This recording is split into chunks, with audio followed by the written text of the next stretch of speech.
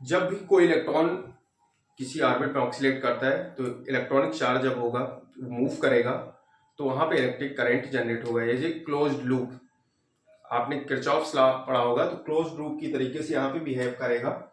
यहाँ पे ये न्यूक्लियस है और इसके अलाउंग डिफरेंट ऑर्बिट में इलेक्ट्रॉन रोटेट कर रहा है, तो ये क्लोज्ड लूप की तरह बिहेव करता है। तो इसका इलेक्ट्रॉनिक करंट कितना यहाँ पे निकालना है, इलेक्ट्रिक चार्ज से इलेक्ट्रिक करंट की वैल्यू यहाँ फाइंड आउट करना है। अगर एक ये कंप्लीट ऑक्सीलेशन देता है, वन कंप्लीट ऑक्सीलेशन, तो इस कंप्लीट ऑक्सीलेशन में इसमें टाइम कितना लगता है, पीरियोडिक टाइम, उसको हम बोलते हैं क्या, आवर्तकाल। एक चक्कर पूरा करने में लगा समय, एक चक्कर पूरा करने में लगे समय को हम क्या कहते हैं, आवर्तकाल, periodic time. One complete cycle, complete one per complete cycle, it is equal to the periodic time capital T. अब कैपिटल टी की वैल्यू आपके सामने है, क्योंकि अभी आपने फ्रीक्वेंसी कैलकुलेट की थी और फ्रीक्वेंसी की वैल्यू आई थी एम जेड स्क्वायर ई की power 4 upon 4 epsilon not square n q h q, ये वैल्यू थी। और जो पीरियोडिक टाइम होता है वो फ्रीक्वेंसी के क्या होता है, रिवर्स होता है, मतलब T is equal to 1 upon nu. ये वैल्यू आपके सामने आ जाएगी। सपोज दैट यहां पे क्या होगा, इलेक्ट्रॉनिक चार्ज क्या है, ई है। अब इसमें करंट हमें फाइंड करना है, इस लूप में करंट की वैल्यू कितनी होगी, आई की, यही जो है करस्पॉन्डिंग करंट, क्योंकि ये इलेक्ट्रॉनिक चार्ज फ्लो करेगा और जब चार्ज मूव करता है तो वो क्या करता है, मैग्नेटिक फील्ड जनरेट करेगा। मैग्नेटिक फील्ड क्यों जनरेट होती, क्योंकि उसमें क्या होता है, इलेक्ट्रिक करंट फ्लो करने लगता है। तो इस इलेक्ट्रिक करंट के फ्लो होने के कारण ये वैल्यू है, इसकी डायरेक्शन इलेक्ट्रॉन की मूवमेंट की ये है। तो ये यहाँ पे इलेक्ट्रॉनिक करंट जो होगा उसकी वैल्यू में फाइंड करना है। अच्छा, यहाँ पे Q इक्वल आई और कैपिटल टी हो जाएगा पीरियोडिक टाइम। आई की वैल्यू यहां पे कितनी हो जाएगा, I equal to Q upon T, और क्यू इक्वल टू कितना होता है, N E upon T. For hydrogen atom number of electrons 1, यहां पे लिख देंगे for H atom N equal to 1। तो यहां से आई की वैल्यू जो आ जाएगी, I equal to E upon T.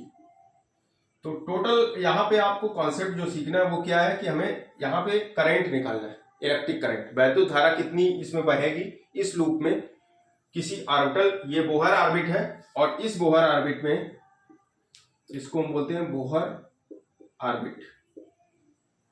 इस बोहर ऑर्बिट में आप क्या करेंगे, इसमें आपको इलेक्ट्रिक करंट की वैल्यू फाइंड करनी है, इलेक्ट्रिक करंट कितना फ्लो करेगा। इलेक्ट्रिक करंट की वैल्यू क्या होगी, टी की वैल्यू आपने फाइंड आउट की है यहाँ पे, कहां से, फ्रीक्वेंसी से आपने टी कैलकुलेट किया था, ये आपने इससे पहले डेरिवेशन में देखा था। तो यहाँ पे टी की क्या आ जाएगा, ई अपॉन वैल्यू रख देंगे 4 epsilon not square N square H cube upon M Z square ई की पावर 4। ठीक, क्रॉस मल्टीपल करेंगे, इसके अपॉन 1 लिख लेंगे, इसका इसमें मल्टीप्लाई करेंगे, 1 का यहां कर देंगे, क्रॉस मल्टीपल करेंगे तो आई की वैल्यू आ जाएगी एम जेड स्क्वायर ई की पावर 4 ई की पावर 5 हो जाएगा यहाँ पे, upon 4 epsilon not square N square H cube. ये इलेक्ट्रिक करंट आपके सामने है। अब आप देखेंगे यहाँ पे इलेक्ट्रिक करंट किन किन क्वांटिटी पे डिपेंड कर रहा है, इसमें कौन सी क्वांटिटी कांस्टेंट है और कौन सी क्वांटिटी वेरिएबल है। तो आप देखेंगे mass of electron constant, charge on electron constant, epsilon naught permittivity in free space, h Planck constant constant. तो यहाँ टोटल वैल्यू मिलेगी, जो आई डिपेंड करेगा, electric current is directly proportional to Z square upon n square.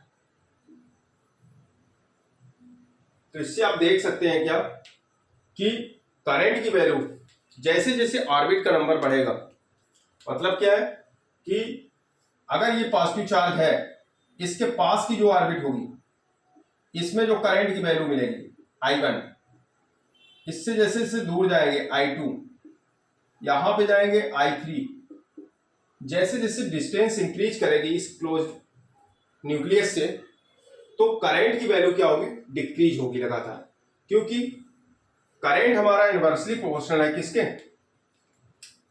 I inversely proportional to n square, I inversely proportional to n square. इससे numerical formula क्या निकलेगा, I1 upon I2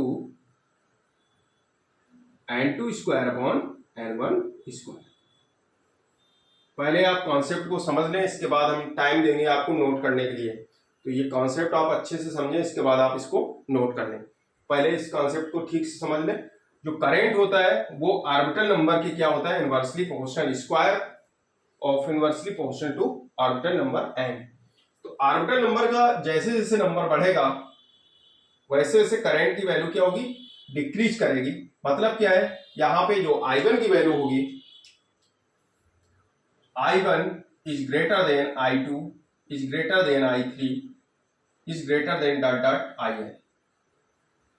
nth orbit में जो current होगा वो सबसे कम होगा। Current हमारा जैसे जैसे ऑर्बिट का नंबर बढ़ता है, जो इलेक्ट्रॉनिक करंट होता है, क्योंकि यहाँ पे चार्ज फ्लो कर रहा है, flow of charge is known as current. Charge जहां पे फ्लो करेगा उसको हम बोलते हैं क्या, इलेक्ट्रिक करंट। तो यहाँ पे इलेक्ट्रॉन मूव कर रहा है इस ऑर्बिट में, तो यहाँ इलेक्ट्रिक करंट होगा। इसलिए ये एक क्लोज लूप का जो ऑर्बिट है, ये एक क्लोज लूप का बिहेव करेगी, और उस क्लोज लूप के लिए आपको बोहर एटॉमिक मॉडल से करंट की वैल्यू क्या फाइंड की, वो ये वैल्यू मिलेगी। और ये करंट हमारा किस वेरिएबल पे डिपेंड कर रहा है, वो है एटॉमिक नंबर Z। ये भी कांस्टेंट रहता है हर एटम के लिए, हाइड्रोजन के लिए Z = 1। n वेरिएबल है, केवल ऑर्बिट ही चेंज हो सकती है। ऑर्बिट चेंज होगी तो n के इनवर्सली प्रोपोर्शनल में ऑर्बिट का नंबर जैसे बढ़ेगा करंट डिक्रीज होगा। तो आपने करंट का ये कॉन्सेप्ट अच्छे से समझ लिया होगा, इसको आप नोट कर लें।